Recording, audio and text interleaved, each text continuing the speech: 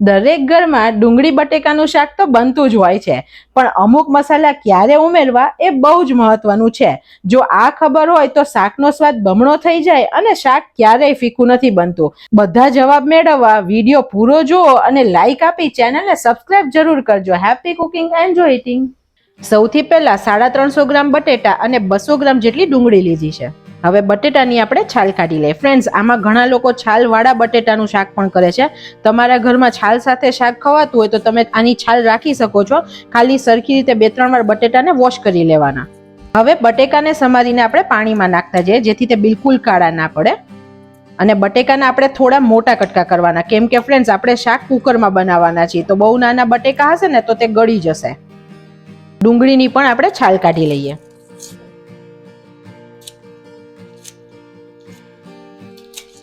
અને આ જે વચ્ચેનો ભાગ હોય તે પણ થોડો કાઢી લેવાનો. આંખનો ભાગ આપણે ખાવાના ઉપયોગમાં નથી લેતા. આપણે ડુંગળી સમારીએ ને એટલે આંખ એટલી બળે અને ઘણીવાર તો આંસુ પણ આવી જાય.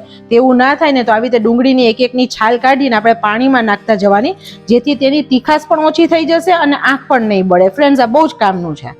આપણે 1ના 3 ટુકડા કરીએ છીએ, આના પણ આપણે થોડા મોટા ટુકડા રાખીએ છીએ. ફ્રેન્ડ્સ, તમને બીજી પણ એક ટ્રીક કહું. તમારી પાસે જો બ્લેડ પડી હોય ને તો બ્લેડનો એક ટુકડો તમે મોઢામાં સ્લાઇસ રાખશો ને આડી, અને પછી ડુંગળીની છાલ કાઢશો ને તો પણ જરા પણ આંખ નહીં બળે. તે પણ બહુ કામની ટ્રીક છે. હવે બીજી પણ કામની વસ્તુ કહું. ફ્રેન્ડ્સ, જ્યારે આપણે બટેકા ડુંગળીનું શાક અથવા કોઈ પણ બટેકાનું શાક બનાવીએ ને ત્યારે અંદરથી ફીકા લાગે છે. તે ના લાગે તે માટે આપણે જે પાણીમાં પલાળ્યા ને ત્યારે 1 ચમચી મીઠું એડ કરી દેવાનું, જેથી તેની અંદર થોડી ખારાશ આવી જશે અને શાક બન્યા પછી બિલકુલ ફીકું નહીં લાગે. ડુંગળી બટેકાનું શાક લસણની ચટણી વગર તો ફ્રેન્ડ્સ અધૂરું જ છે ને, તો આપણે લસણની ચટણી બનાવીએ. અત્યારે 6 થી 7 કળી લસણ લેવાનું છે. 1 પિંચ જેટલું મીઠું લેવાનું જેથી લસણ સરસ વટાઈ જાય. 1 ચમચી લાલ મરચું પાવડર એડ કરીએ. આ બધું સરસ ટોચી લઈએ. ફ્રેન્ડ્સ, આ ફ્રેશ લસણની ચટણી શાકમાં બહુ જ મસ્ત લાગે છે. અને આ ચટણી વધારે પ્રમાણમાં બનાવી થોડું તેલ નાખી અને તમે મહિના સુધી ફ્રીજમાં સ્ટોર કરી શકો છો. લસણની ચટણી બનીને રેડી છે. લીલું મરચું, 1 ઇંચ આદુના ટુકડાની આપણે પેસ્ટ બનાવીએ. 1 ટમેટું પણ ફ્રેન્ડ સમારી લેજો. આપણે નાના નાના ટુકડા કરવાના છે. હવે વારો આવે છે એકદમ ટેસ્ટી અને ચટાકેદાર શાક વઘારવાનો. તો આપણે ગેસની ફ્લેમ ચાલુ કરીએ છીએ. એકદમ સ્લો ફ્લેમ રાખીએ છીએ અને 2 મોટા ચમચા એટલે 4 થી 5 TBSP જેટલું તેલ લઈએ છીએ.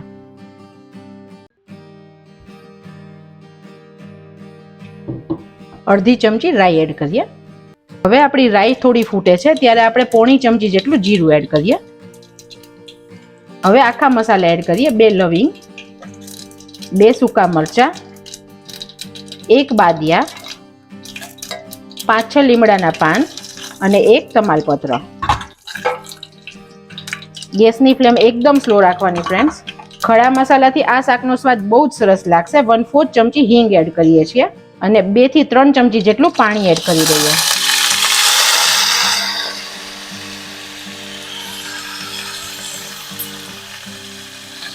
હવે આપણે તેની અંદર લસણની ચટણી એડ કરીએ. ફ્રેન્ડ્સ, આપણે પાણી થોડું એટલા માટે નાખ્યું કે લસણની ચટણી બળી ના જાય. અને ફ્રેન્ડ્સ, પાછળથી શાકમાં એડ કરીએ ને તો લસણનો કાચો સ્વાદ લાગે છે, તો આપણે વઘારમાં તેને એડ કરી દેવાની. હવે આદુ મરચાની પેસ્ટ એડ કરીએ. વાવ ફ્રેન્ડ્સ, અત્યારે રસોડામાં એટલી મસ્ત સુગંધ આવે છે. અને ટમેટાના ટુકડા એડ કરીએ.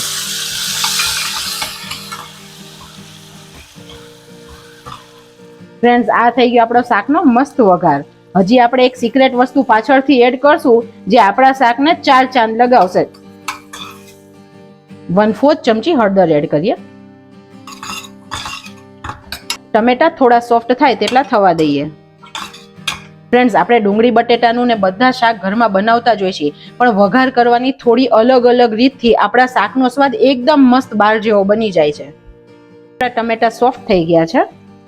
પછી આપણે જે ડુંગળી અને બટેટા હતા તે પાણી નિતારીને એડ કરીએ.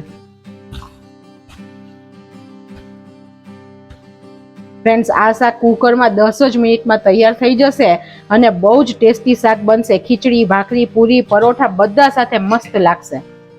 હવે આ બટેટા અને ડુંગળીને આપણે મસાલા સાથે સાતળીએ. ફ્રેન્ડ્સ, આ બહુ જ ઇમ્પોર્ટન્ટ સ્ટેપ છે. ઘણીવાર આપણે કેવું કરીએ છીએ કે શાક નાખી, વઘાર કરી, શાક નાખીને પાણી નાખી દઈએ અને કુકરમાં વિસલ વગાડી દઈએ, તો કેવું થાય છે કે આપણું શાક ફીકું બની જાય છે, તેની અંદર કોઈ ટેસ્ટ નથી લાગતો. તો આવી રીતે આપણે જ્યારે સાતળશું, શાકને હંમેશા 5 મિનિટ સુધી મસાલા સાથે સાતળવાનું, જેથી મસાલાની ફ્લેવર અને ટેસ્ટ તેમાં કોટ થઈ જશે.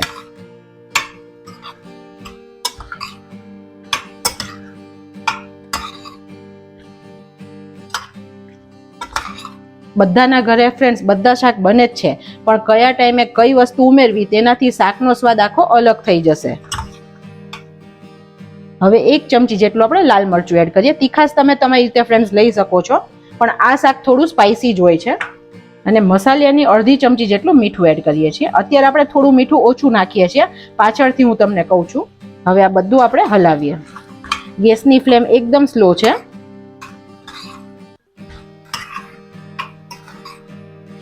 ફ્રેન્ડ્સ, અત્યારે હું શાક બતાવું છું, તેનાથી તમે 2 થી 3 લોકો જમી શકો છો.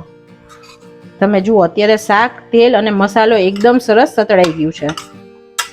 લગભગ 2 થી 3 મિનિટ જેટલો સમય થઈ ગયો છે. હવે આપણે પાણી એડ કરીએ. અત્યારે મેં 200 ml એટલે કે 1 ગ્લાસ જેટલું પાણી લીધું છે. તમારે શાક શેની સાથે ખાવું છે તેની સાથે પણ રસાનો આધાર રહેશે. ખીચડી સાથે ખાવું હોય તો તમારે રસો તે રીતે રાખવાનો. ભાખરી અથવા પરોઠા સાથે ખાવો હોય તો તમારે રસો તે રીતે વધારે ઓછો રાખવાનો. અત્યારે આપણે મીડિયમ રસાવાળું શાક બનાવીએ છીએ.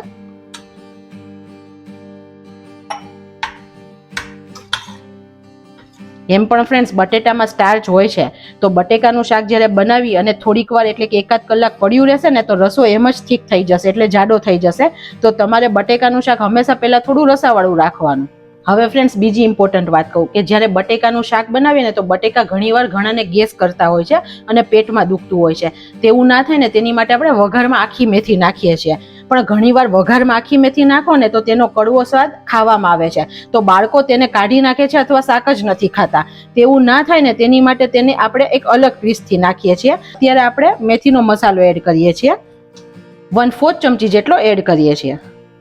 ફ્રેન્ડ્સ, આ મેથીનો મસાલો ઘરે કેવી રીતે બને તેનો વિડીયો પણ મેં બનાવેલો છે ને, લિંક મેં ડિસ્ક્રિપ્શન બોક્સમાં આપી છે, તો તમે તે પણ જોઈ અને ઘરે બનાવી શકો છો. આ ટાઈમે તમારે મીઠું તમારા ટેસ્ટે ચેક કરી લેવાનું. તમારે વધારે જોઈતું હોય તો તમે એડ કરી શકો છો. અત્યારે તમે જોઈ શકો છો તેલ પણ સરસ ઉપર આવી ગયું છે અને કલર તો એકદમ લાલ ચટક બન્યો છે. હવે આપણે આને 1 મિનિટ માટે ઉકળવા દઈએ. ફ્રેન્ડ્સ, પહેલા આપણે મીઠું કેમ ઓછું એડ કર્યું કે આપણે મેથીનો મસાલો નાખ્યો, અને મેથીના મસાલામાં પણ મીઠાનું પ્રમાણ હોય છે. તો પહેલેથી શાકનું મીઠું નાખીને મેથીનો મસાલો પછી એડ કરશો તો શાક ખારું થઈ જશે. લસણની ચટણી, આખા ખડા મસાલા અને આદુ મરચાંની જે ફ્લેવર આવી રહી છે ફ્રેન્ડ્સ, અત્યારે મજા જ આવી જવાની છે. હવે આ પાણી સરસ ઉકળી ગયું છે. આપણે કુકરનું ઢાંકણું બંધ કરીએ. મીડિયમ ગેસની ફ્લેમે 2 વિસલ કરીએ. હવે કુકરને આપણે ખોલી લઈએ. વાવ ફ્રેન્ડ્સ, એકદમ મસ્ત શાક દેખાય છે. હવે 1 ચમચી ધાણા જીરું એડ કરીએ. ફ્રેન્ડ્સ, ધાણા જીરું પહેલાં નાખીએ ને તો ઘણીવાર શાકનો કલર શ્યામ થઈ જાય છે, એટલે કે થોડો કાળો પડી જાય છે, તો આપણે લાસ્ટમાં એડ કરવાનું. તમારે તરત જ જમવું છે તો આ રસો પતલો છે, તો તમારે 2 મિનિટ માટે ગરમ કરીને રસો ઠીક કરી લેવાનો. પણ જો તમારે 1 કલાક રહીને જમવું છે તો અત્યારે રસો પરફેક્ટ છે. તમે જમશો ત્યારે પ્રોપર કન્સિસ્ટન્સી થઈ જશે. અને આપણે હવે ઉપર લાસ્ટમાં કોથમીર એડ કરીએ. અન્નપૂર્ણામાની કૃપાથી ફ્રેન્ડ્સ, બેસ્ટ શાક બનીને રેડી છે.